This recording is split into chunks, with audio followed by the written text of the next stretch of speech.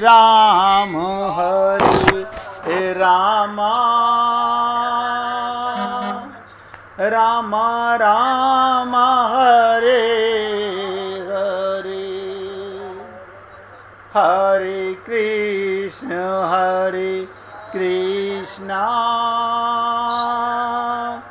कृष्ण कृष्ण हरे हरे हरे राम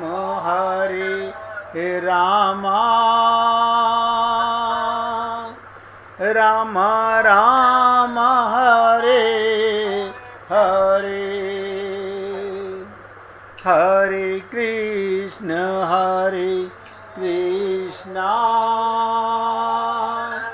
कृष्ण कृष्ण हरे हरे हरे राम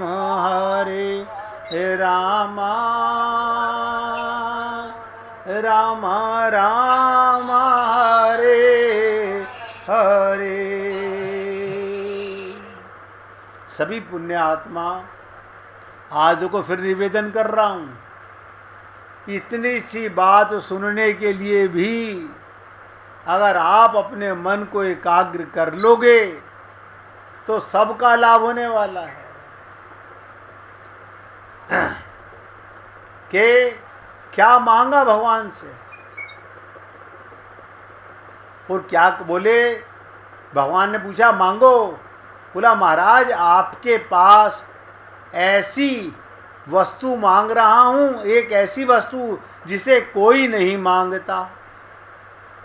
बहुत ध्यान से सुनो, जिसे आपसे कोई नहीं मांगता, मैं ऐसी वस्तु मांग रहा हूं और आपके पास बेकार पड़ी हुई है। भगवान हंसे, मुस्कुराए, बोले बताओ तो क्या मांगना चाहते हो जो मेरे पास बेकार पड़ी है और कोई नहीं मांगता। मीरा जी कुछ बताना चाह रही हैं?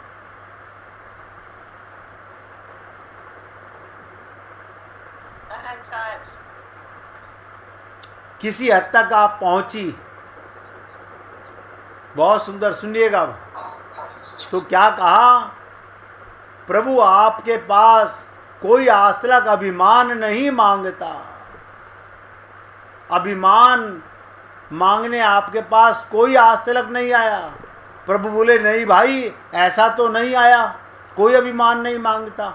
बस तो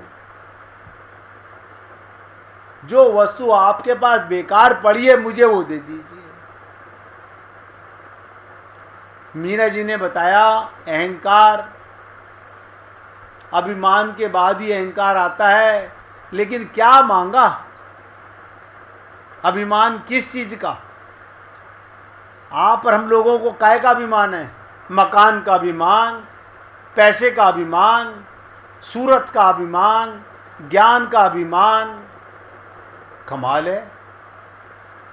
और ये नया अभिमान मांग रहा है भगवान से।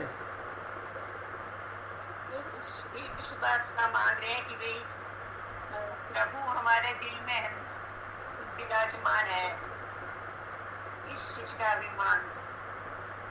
बहुत अच्छा, बहुत अच्छा, बहुत अच्छा।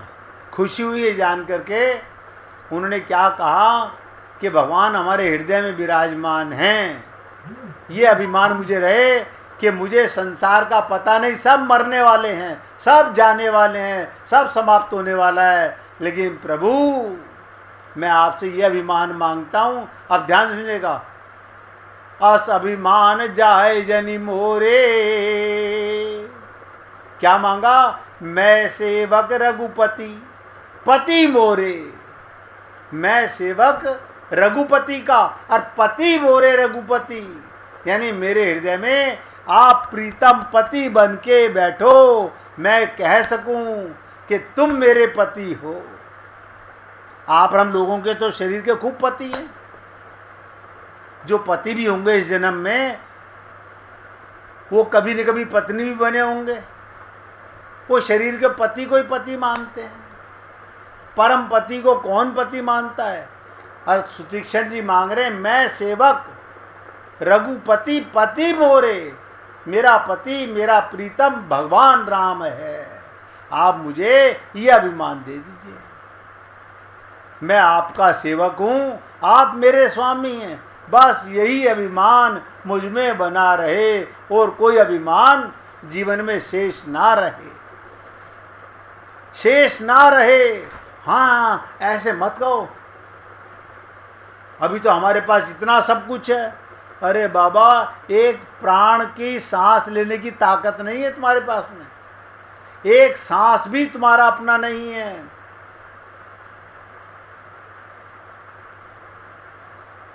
जो सांस गया वो आएगा कि नहीं आएगा इसका पता नहीं है।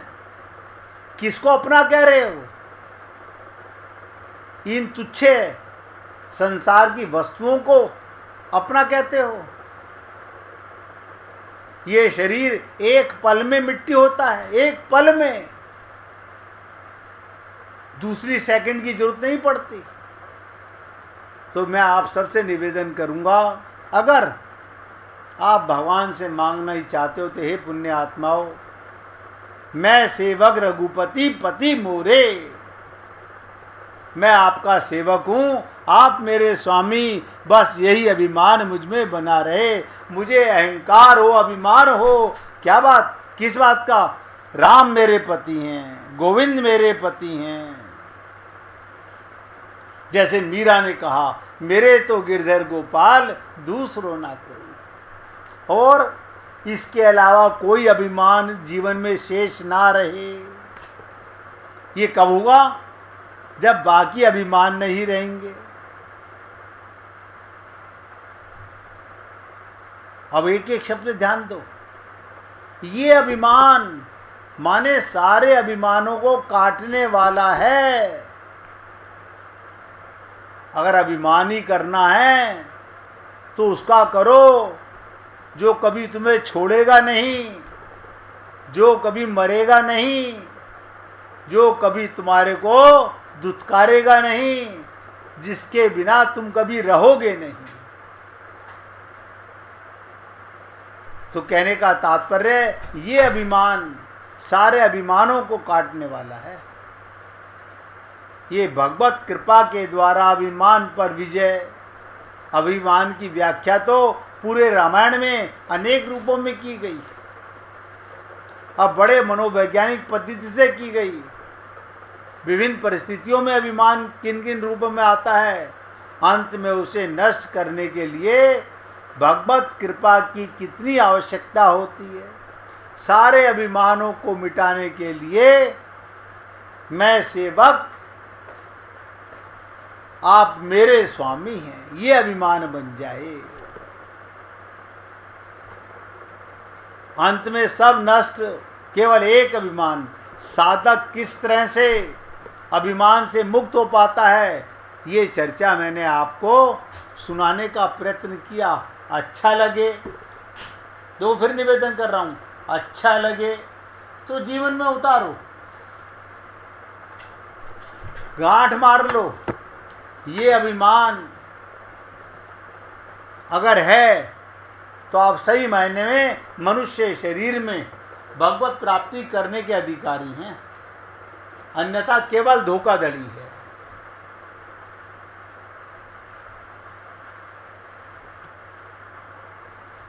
तो कहने का तात्पर्य, तीन प्रकार के प्रेमी भक्त होते हैं। ध्यान से सुनो, तीन प्रकार के प्रेमी भक्त होते हैं। आप इनमें से कौन से हैं आप सोच लीजिएगा। एक होते हैं नित्य सिद्ध, नित्य सिद्ध, एक होते हैं कृपा सिद्ध, और एक होते हैं साधन सिद्ध। नित्य सिद्ध कौन से होते हैं? जो भगवान के नित्य परिकर होते हैं, जो भगवत प्राप्ति कर चुके, भगवान के साथ आते हैं, भगवान के साथ रहते हैं, जिनकी रहनी भगवान के साथ है, वो नित्य परिकर हैं। यानी श्री कृष्ण स्वयं लीला के लिए जहाँ विराजते हैं वहीं वे उनके साथ रहते हैं, ये कौन से हैं? अब भूलिएगा मत, कल मैं पूछूं तो कहीं भूल जाएं कि नित्य सिद्ध कौन से होते हैं। जो सदा भगवान के साथ रहते हैं, उनकी माता भगवान, उनके पिता भगवान, उनका प्रेमी भगवान, उनकी प्रेमिका भगवान, उनका स्वामी भगवान, उनका बेटा भगवान, जिनका सारे नाते भगवान के साथ होते हैं। और ध्यान से सुनिएगा, ये तो रहे नित्य सिद्ध। अब आता है कृपा सिद्ध। कृपा सिद्ध कौन से होते हैं? जो भगवान की अहेतु की कृपा से प्रेमियों का संग प्राप्त करके अंत में उन्हें पा लेते हैं। यानी भगवान की अहेतु की कृपा सब पर नहीं होती, भगवान सब पर करना चाहते हैं, कोई कोई जीव अधिकारी होता है। प्रेमियों का संग, ये कौन से प्रेमी? जो भगवान का प्रेमी, वो आपका प्रेमी, उनका संग प्राप्त करके अंत में भगवान को पा लेता है, और वो भी आने वाले समय में नित्य सिद्ध हो जाता है। एक होते हैं साधन सिद्ध। साधन सिद्ध वे जो भगवान की कृपा प्राप्त करने के लिए भगवान की रुचि के अनुसार भगवतीय प्रियर्थ प्रेम साधना करते हैं। यानी जिनका जीवन उस साधना में लग गया, इस देह में हरि मिलते हैं, हरि को पाने की साधना। ऐसे साधकों में जो प्रेम के ऊंचे स्तर पर होते हैं,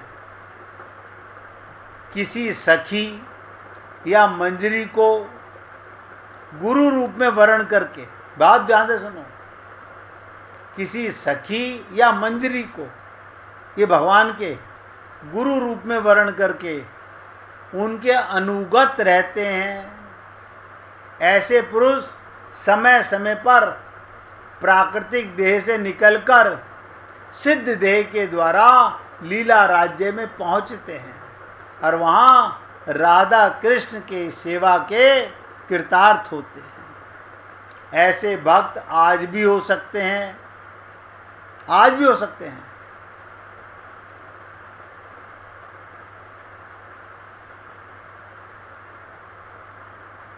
इसलिए आप और हम सब अधिकारी हैं।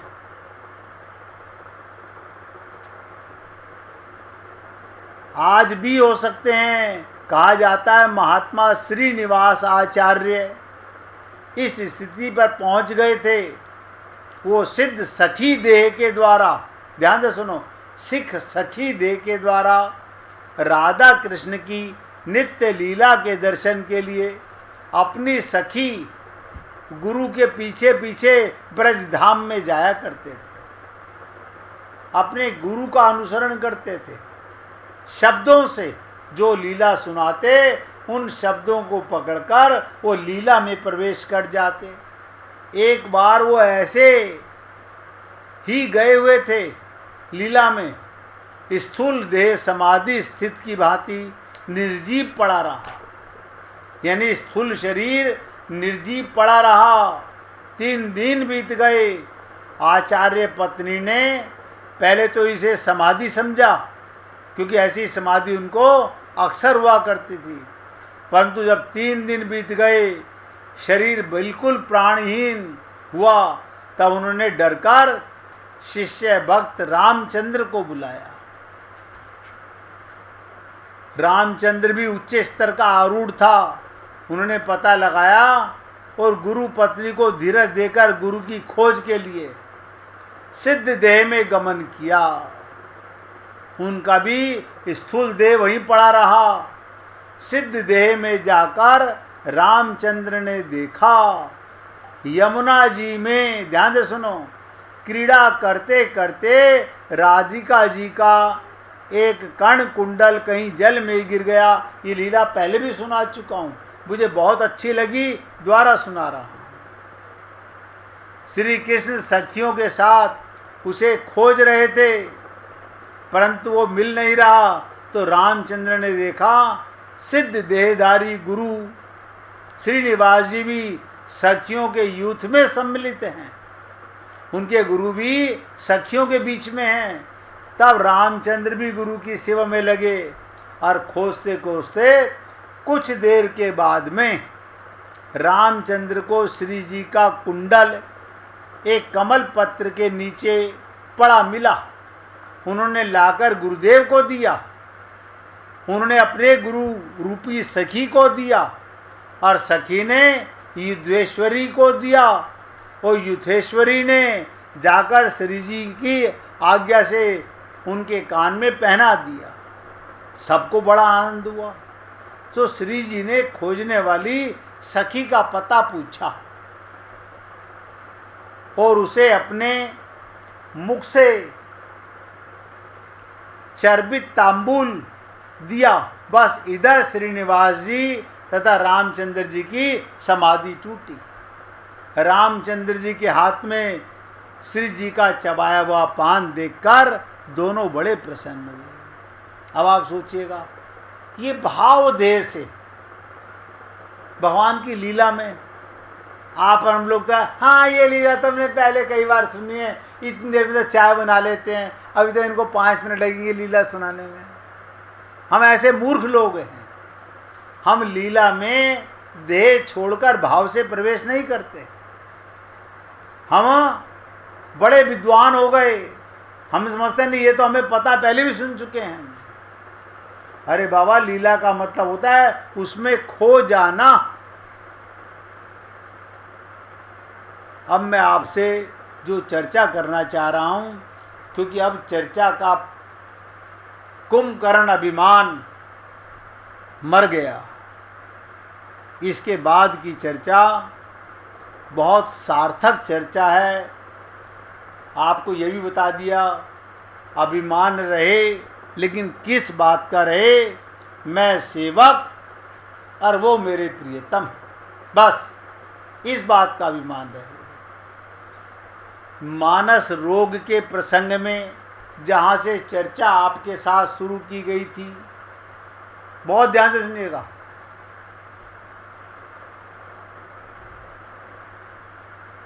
मानस रोग के प्रसंग में रामचरितमानस के उन गंभीरतम प्रसंगों में से एक है जिनकी चर्चा कथावाचक मंच पर नहीं किया करते।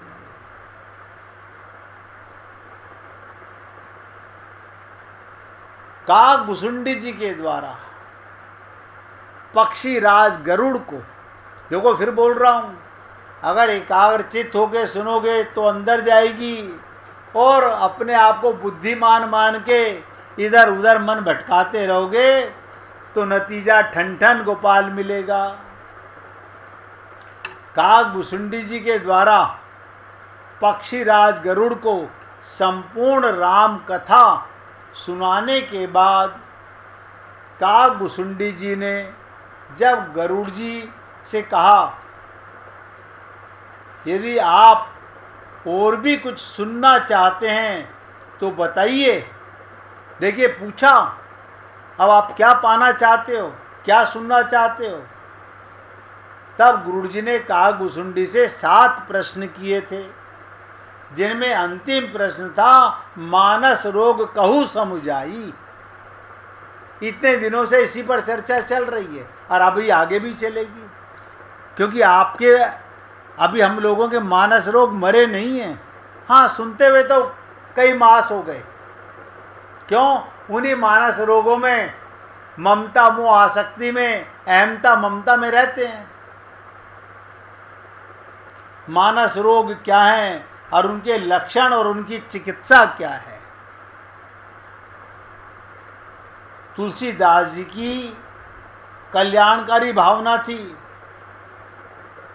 इसलिए वे राम कथा को व्यक्ति के जीवन से जोड़कर चाहते हैं। सब कुछ सुन लेने के पश्चात, सारी रामायण सुन लेने के पश्चात उन्हें लगा कि रामचरितमानस केवल एक मनोरंजन ना रह जाए, बुद्धि विलास बनकर ही ना रह जाए, अपितु इसमें मानस का, ध्यान से सुनो, मानस माने मन का जुड़ना भी आवश्यक है। अगर आपका मन भगवान से नहीं जुड़ा तो आपके रामचरितमानस का पढ़ने का कोई लाभ नहीं है। तभी ये पूर्ण रामचरितमानस होगा जब मन राम का हो गया। ध्यान दीजिएगा, जिस प्रकार अनेक प्रकार के पदार्थों के रहते हुए भी व्यक्ति यदि शरीर के स्वस्थ नहीं है, देखो आपके घर में सारी सुख सुविधाएं हैं, हाँ, अरे सुख सुविधाओं की मत पूछो, लेकिन शरीर स्वस्थ नहीं है। यानी आपके घर में खूब चीनी गुड़ है, हाँ है, घी है, हाँ है, आटा है, हाँ है, दूध मक्खन है, हाँ है, आपको शुगर है, सेवन क्यों नहीं करते? उनका भोग नहीं कर सकते। क्यों? स्वस्थता के अभाव में वो किए हुए भोजन को पचा नहीं सकेगा। अब बताओ, शरीर से तो आप स्वस्थ नहीं हैं, मन से तो स्वस्थ होंगे। सोचिएगा इन बातों को। शरीर से स्वस्थ नहीं है वो तो मालूम पड़ता है, लेकिन मन से स्वस्थ हैं क्या? आप कहेंगे नहीं नहीं, मन से भी स्वस्थ नहीं है, मन में भी रोग हैं। तो शरीर के स्वस्थ का तो बहुत इलाज कराते हो, मन के रोगों को जानते ही नहीं तो इलाज कैसे कराओगे? उसके लिए पहले भगवान का कीर्तन करो, फिर उस पर चर्चा करेंगे। श्रीमन्नारायण